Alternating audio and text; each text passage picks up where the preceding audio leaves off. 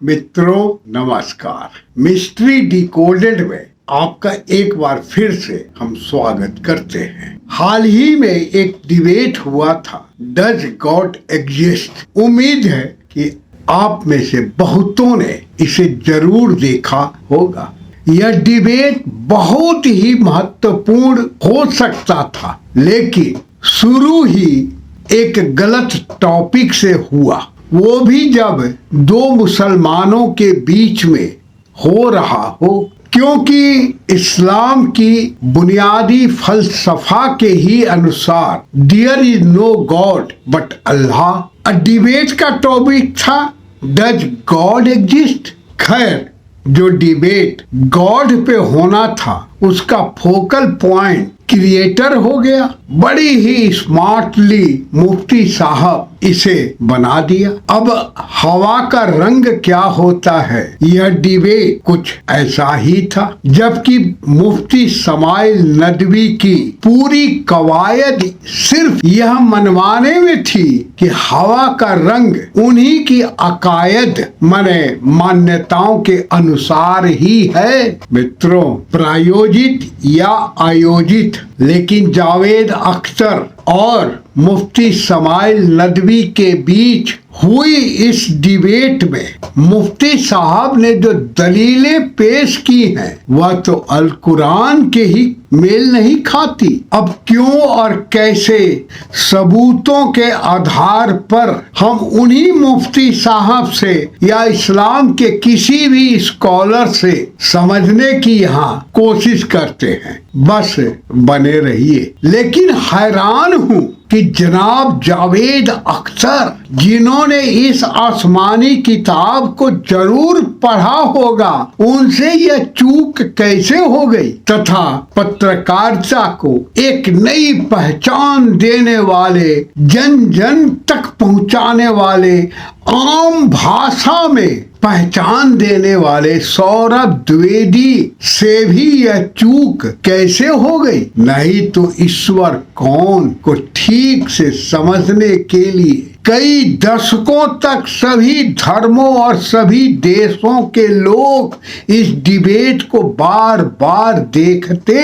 यह डिबेट ऐतिहासिक बन सकता था। चलिए शुरू करते हैं, बस आप अंत तक बने रहिए। अपनी डिबेट में मुफ्ती समाइल नदवी ने कई अनयूजुअल साइंटिफिक इंग्लिश शब्दों का इस्तेमाल किया, जिसे पद्म विभूषण जनाब जावेद अख्तर भी ठीक से समझने में उनको कुछ समय लग गया। अब इसे संयोग कहें या प्रयोग, लेकिन वहां मौजूद कुछ लोग मुफ्ती समाइल नदवी की इंग्लिश वर्ड को अजीमो शान टर्निंग पॉइंट समझते हुए तालियां ऐसे बजा रहे थे मानो वो ऑक्सफोर्ड से इंग्लिश तथा कैम्ब्रिज से साइंस पढ़े हो। मूल रूप से लखनऊ के रहने वाले मुफ्ती साहब जो नेसेसरी बीइंग का बार बार प्रयोग कर रहे थे, यदि आप अपनी लखनवी मातृभाषा में उस नेसेसरी बीइंग को परम सत्ता बोल देते तो यकीन मानिए लाखों करोड़ों लोगों को तुरंत समझ में आ जाता। खैर, पत्रकार सौरभ द्विवेदी ने क्या चूक कर दी, उनसे क्या गलती हो गई कि उन्होंने सीने और साहित्य को एक नई उड़ान देने वाले पद्म विभूषण जावेद अख्तर को मुफ्ती समाइल नदवी के सामने खड़ा कर दिया डिबेट के लिए। जबकि सौरभ द्विवेदी को चाहिए था कि शरिया और अल कुरान के जो एक्सपर्ट हैं, स्कॉलर रहे हैं, किसी एक्स मुस्लिम को इस डिबेट का हिस्सा बनाते। वो बताते समाइल नदवी को, मुफ्ती को, कि आखिर इनका अकीदा खुदा से क्यों जुदा हो गया? मित्रों, जैसे किसी मैच में आउट नॉट आउट का फैसला कोई थर्ड अंपायर करता है, वो तो यहाँ था ही नहीं। फिर भी मुफ्ती के साथ जो लोग आए थे वो मुफ्ती को जीता हुआ समझकर तालियां मारने लगे। ठीक वैसे जैसे पिछले साल सितंबर में यूएई में एशिया कप क्रिकेट का फाइनल मैच हुआ था। जीता तो भारत था, लेकिन कप पाकिस्तान लेके झूम उठा था। मित्रों, मुफ्ती समाइल नदवी जब अब डिबेट की शुरुआत ही करते हैं कि गॉड को एग्जिस्टेंस को साबित करने के लिए साइंस कोई टूल नहीं हो सकता, साइंस कोई स्टैंडर्ड नहीं हो सकता, तो क्रिएशन को बगैर समझे क्रिएटर को आप या कोई कैसे समझ सकता है? यह मुफ्ती नहीं बताते। सचमुच यह डिबेट बड़ा ही मीनिंगफुल होता, ज्ञानवर्धक होता यदि इस डिबेट के अंदर जनाब जावेद अख्तर की जगह या तो कोई एक्स मुस्लिम होता जो शरिया और अल कुरान का एक्सपर्ट होता, जो बताता कि जो है उसका अकीदा खुदा से क्यों जुदा हो गया, या जब साइंस की ही बात है तो कुछ मुस्लिम समुदाय के ही स्पेस साइंटिस्ट होते। सौरभ को चाहिए था जो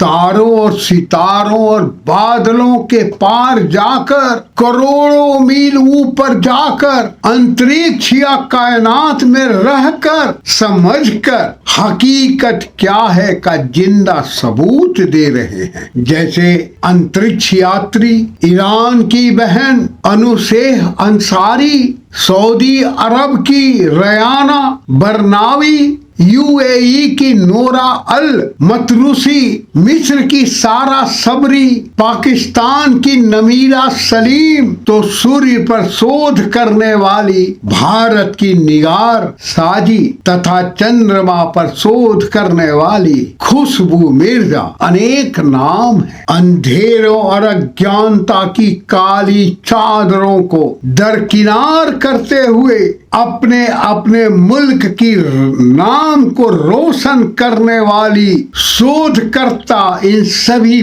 बहनों की प्रज्ञा को नमन, इनकी इल्म और उलूम को, जुनून को हमारा सलाम है। लेकिन हैरान हूँ क्योंकि कुरान ने औरत को खेती कैसे कहते हैं? कि अल्लाह फरमाता कहता है, तुम्हारी औरतें तुम्हारे लिए खेतियां हैं और तुम जिस तरह से चाहो अपनी खेतियों में आओ। और जैसे ही तुम सड़कों पर, बाजारों में मेकअप करके चलने लगोगी तो बीच वाली चीज की कोई जिम्मेदारी नहीं है, क्योंकि बॉडीगार्ड ही नहीं रहा तो बीच वाली चीज पर कभी भी हमला हो सकता है। तुम्हें शर्म है कुछ?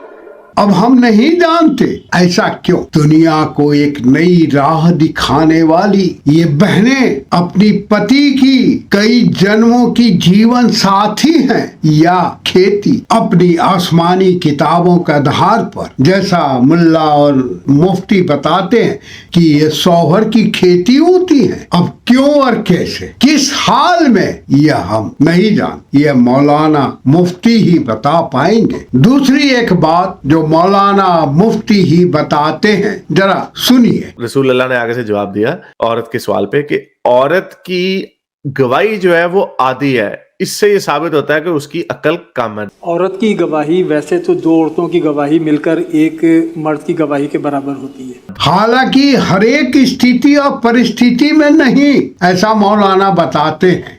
अब क्या सच है क्या गलत यह हम नहीं जानते, लेकिन स्थिति और परिस्थिति चाहे जैसी भी हो, जब अक्ल कम या आधी होने की वजह से औरतों की गवाही आधी मानी जाती है, तो इस परिस्थिति में पत्रकार सौरभ द्विवेदी को चाहिए था कि कुछ मुस्लिम समुदाय के ही कुछ मर्दों को, पुरुषों को इस डिबेट का हिस्सा बना देते। जैसे जिस धरती से इस्लाम की शुरुआत हुई उसी धरती के प्रिंस सुल्तान बिन सुलेमान और अल करनी, सीरिया के मोहम्मद फरीस, 541 दिनों तक अंतरिक्ष में रहने वाले, कायनात को जानने और समझने वाले अजरबैजान के मूसा, कजाकिस्तान के रहने वाले टोक्टर, तलकत और आइदन बाबर जहां का था, उस उज्बेक का ही साली जहां,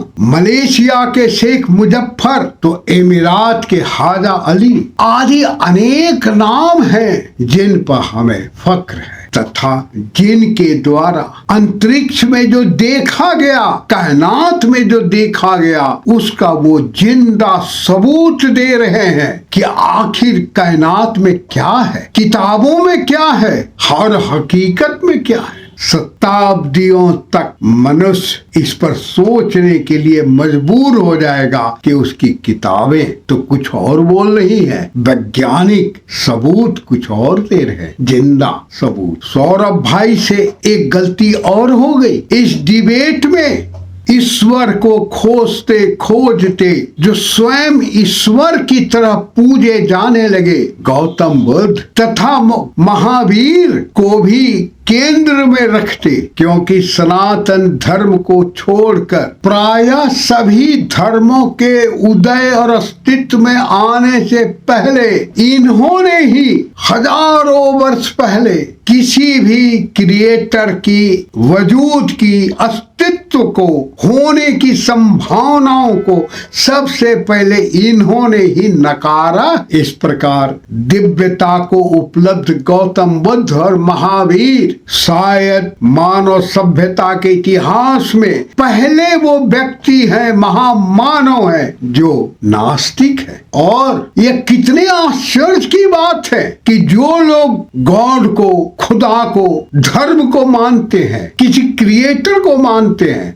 उनकी तुलना में जो बौद्ध, जैन ये ज्यादा धार्मिक, शांत और दयालु होते हैं, अहिंसक होते हैं। यह एक अलग बात है कि शांति प्रिय, दयालु, अहिंसक बौद्धों का देश म्यांमार, जो शायद पहला देश है जिसने अपनी धर्म और शांति की रक्षा के लिए, संस्कृति की रक्षा के लिए, सभ्यता की रक्षा के लिए जल्द ही समझ गया कि अहिंसा परमो धर्म ही नहीं, हिंसा तथैव च, अर्थात हिंसा का उत्तर अहिंसा नहीं, हिंसा ही है। अपनी धर्म की रक्षा करने के लिए हिंसा करना भी एक धर्म है। और इतिहास गवाह है, दयालु, शांति प्रिय बौद्धों ने जब मजबूर हो गए इन शांति दूतों के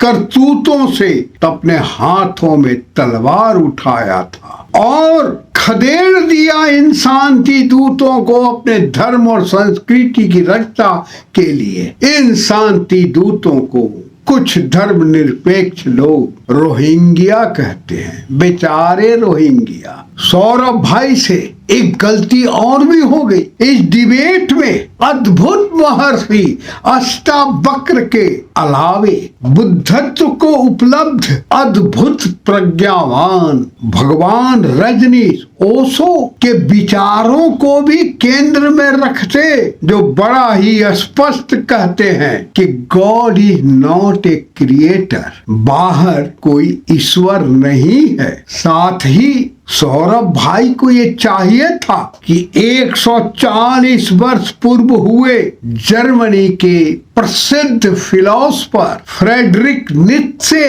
के भी विचारों को केंद्र में रखते कि आखिर उसने क्यों घोषणा की थी कि God remains dead, I have killed your God on the cross road of the Berlin. Saurabh भाई, ये डिबेट बड़ा ही महत्वपूर्ण निर्णायक होता यदि फ्रेंच फिलोसफर वोल्टायर उस फिलॉसफी को भी आप केंद्र में रखते डिबेट के, जो उसने 1768 ईस्वी में द थ्री इम्पोर्टर्स के लेखक के सामने अपनी बात रखी थी। God is not a literal reality, the concept is essential for maintaining social order, morality and justice. मित्रों, यदि आपको लगता है कि जन जन तक पत्रकारिता को एक नई उड़ान देने वाले